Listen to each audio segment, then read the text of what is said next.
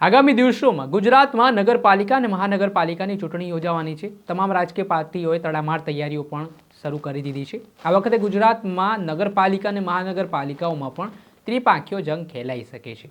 તે વચ્ચે આજે થાનગઢ તાલુકામાં આમ આદમી પાર્ટીના નેતા રાજુ કરપડાએ વિરોધીઓ પર પ્રહાર કર્યા છે। સાથે જ તેમણે ચીમકી ઉચ્ચારી છે અને કહ્યું છે કે કોઈ માયનો લાલ પેદા થયો હોય તો આમ આદમી પાર્ટીને હળી કરીને બતાવે, પછી જો શું થાય છે તે પ્રકારની ચીમકી તેમણે જાહેરમાં આપતા ફરી એકવાર રાજકારણ ગરમાયું છે। ત્યારે શું પ્રહાર રાજુ કરપડાએ કર્યા છે ને શું વાત કહી છે, વિગતે વાત કરીએ। વૈષ્ણવજન તો તેને કહીએ જે પીડ પરાઈ જાનાને રે। નમસ્કાર દર્શક મિત્રો, નવજેન ન્યૂઝમાં આપનું સ્વાગત છે। હું છું ફૈઝાન। ગુજરાતમાં નગરપાલિકા અને મહાનગરપાલિકાના ચૂંટણીના વ્યુગલ વાગી ચૂક્યા છે। તમામ રાજકીય પાર્ટીઓ દ્વારા મુહૂર્તિયાઓ પસંદ કરવાની પણ તૈયારીઓ તેજ કરી દેવામાં આવી છે। ભારતીય જનતા પાર્ટી, કોંગ્રેસ અને આમ આદમી પાર્ટી, આમ ત્રણેય પાર્ટીઓ વચ્ચે રસાકસીનો જંગ આ નગરપાલિકાઓ અને મહાનગરપાલિકાઓની ચૂંટણીમાં જોવા મળી રહ્યો છે। આ વચ્ચે આજે સુરેન્દ્રનગર જિલ્લાના થાનગઢ ખાતે આમ આદમી પાર્ટીના નેતા રાજુ કરપડા ઉમેદવારો સાથે ફોર્મ ભરવા માટે જ્યારે જઈ રહ્યા હતા તે દરમિયાન તેમણે જાહેર મંચ પરથી થાનગઢમાં વિરોધીઓ પર પ્રહાર કરવાની શરૂઆત કરી હતી। સાથે તેમણે કહ્યું કે હાલ થાનગઢમાં એક ડરનો માહોલ હોય તે પ્રકારે અમે છેલ્લા ઘણા સમયથી ફરી રહ્યા છે તેવું અહેસાસ કરી રહ્યા છે, પરંતુ તેમણે ત્યાંની જનતાને વિશ્વાસ અપાવતા કહ્યું છે કે અમે થાનગઢમાંથી ડરનો માહોલ છે તે જળ મૂળમાંથી ખતમ કરી દઈશું। તેમણે ઉદ્યોગપતિઓને પણ આશ્વાસન આપ્યું છે કે જો તે સત્તામાં આવશે તો જે લુખ્ખા તત્વો છે, અસામાજિક તત્વો છે, તેમની સામે કડક કાર્યવાહી કરવામાં આવશે, તેમની શાન ઠેકાણે લાવવામાં આવશે। સાથે જ આટલેથી ન અટકતા કોઈ પણ વ્યક્તિ આમ આદમી પાર્ટીના કાર્યકરોની સ્ટડી કરશે તો તેમને પણ પાઠ ભણાવવામાં આવશે। તે પ્રકારની વાત હાલ આમ આદમી પાર્ટીના નેતા રાજુ કરપડાએ જાહેર મંચ પરથી કરતા શું બાબતને લઈને તેઓ ફરસ્યા છે તે જોઈ લો।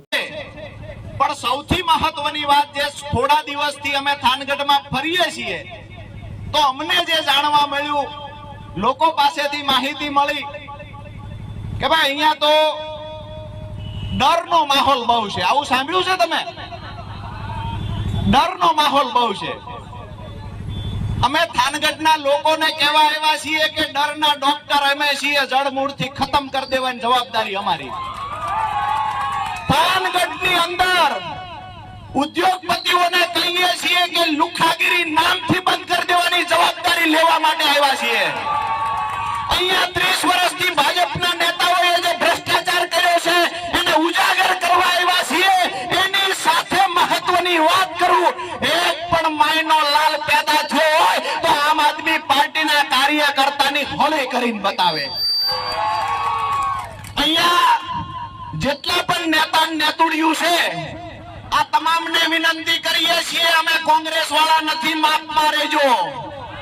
અહીંયા કોઈ ધમકીઓ આપવા નથી આવ્યા, પણ એક વાત કાયદાકીય ભાષામાં રહીને કરીશ કે થાનગઢની અંદર ખંડણીખોરીઓ હોય, લુખ્ખાઓ હોય, એના ત્રાસથી થાનગઢમાંથી સારા લોકો, વેપારીઓ ગામ છોડીને જતા રહેશે। મારી વાત સાચી કે ખોટી? આ તમામ લોકોનું રક્ષણ પૂરું પાડવાની જવાબદારી આજે પીપળાવાળા ચોકમાંથી આમ આદમી પાર્ટી લઈ રહી છે। જે લોકો અહીંયા મારી વાત સાંભળે છે, જે સોશિયલ મીડિયાના માધ્યમથી સાંભળે છે, એને પણ કહીએ છીએ, અને જે લોકો ભાજપના ડરથી આજે ઘરે બેઠા છે એને પણ કહીએ છીએ કે ખુલીને એક વખત બહાર નીકળો।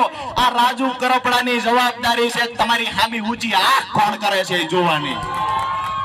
વાત રહી અધિકારીઓની, તો અમે કાયદો ભણીને આવ્યા છીએ, અંગૂઠા સાફ નથી।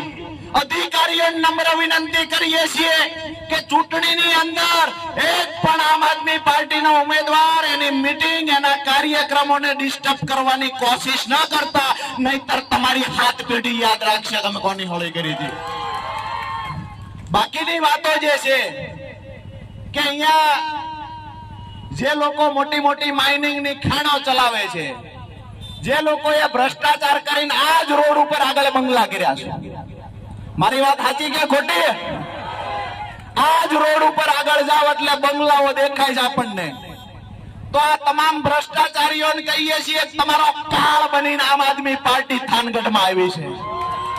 તમામને વિનંતી કરીશું કે 30 વર્ષથી જે ભ્રષ્ટાચારનો ભોળો થાનગઢમાં લીધો છે એની અંદરથી છુટકારો મેળવવા માટે થાનગઢના ઓવરબ્રિજની વાત કરીએ તો અહીંના સ્થાનિક નેતાઓએ પોતાનો આર્થિક લાભ ખાટવા થાનગઢને 8 વર્ષ સુધી પરેશાન કરવાનું ગુનાહિત કૃત્ય કર્યું છે. એ લોકોને જવાબ આપવાનો સમય બાકી ગયો છે આ કે ના? તો આપણા બધાની નૈતિક જવાબદારી છે કે જે લોકોએ આ ઓવરબ્રિજના નામે વેપારીઓને હેરાન કર્યા, તાલુકાના લોકોને હેરાન કર્યા, નાના નાના વેપારીઓ, નાના નાના લારી ગલ્લાવાળાને હેરાન કર્યા અને થાનગઢના 2 ટુકડા કર્યા છે ને, એ લોકોને જડબાતોડ જવાબ આવતી 16 તારીખે આપવાનો છે. બધા તૈયાર છો?